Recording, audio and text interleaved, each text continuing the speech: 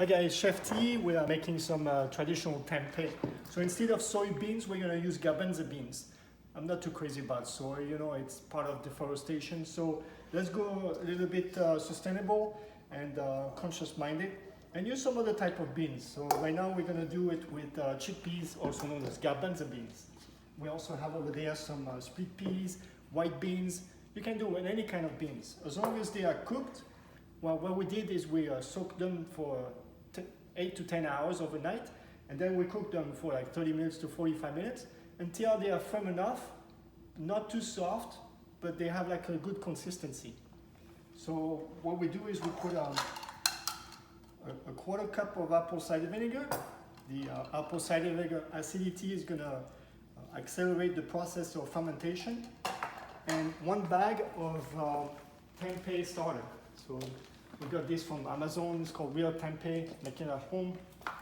So we're gonna just add a bag to this and mix it up.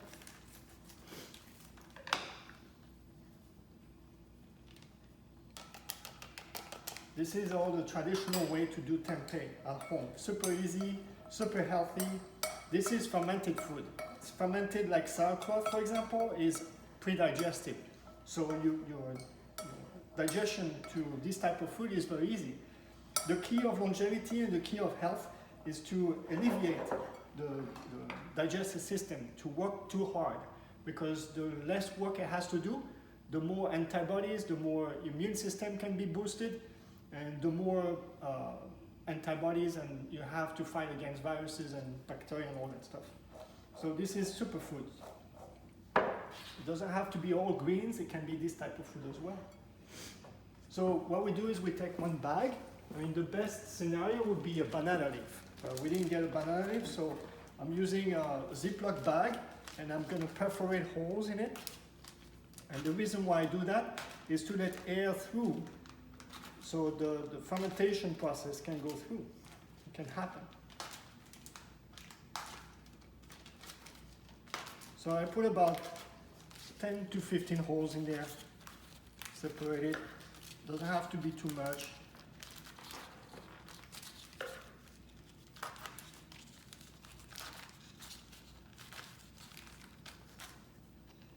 And we're just gonna transfer the beans into that bag. So make sure everything is all mixed up together, nice and well. I can smell the process already. I need to try this. So here we go.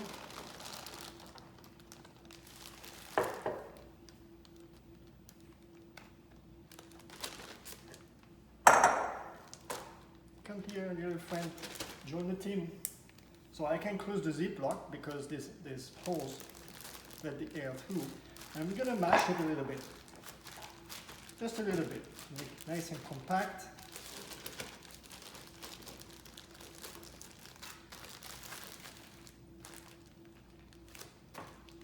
So see, I fold it, compress a little bit, get all the air out, and this is going to be my tempeh. So it's like a rectangle, and the mold is going to form, it's going to make it nice and solid, and once it's done, you just slice it, and then you cook it. You don't eat raw like this, because the mold and everything. So you cook it. You fire a pan, and a little bit of olive oil or vegetable oil.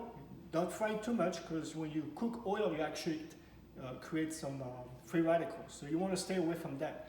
Lightly cooked, medium high, not too long. You slice your tempeh and then you pose the tempeh and then you flip it within a minute. So you get a nice crisp brown texture to it. So here we go. Our tempeh is ready to go. We're going to put it in the oven and leave it there for 12 hours. We already have some split pea tempeh that I made here, just before that one. And a second batch, 12 hours to go, then we're good to go. Thank you.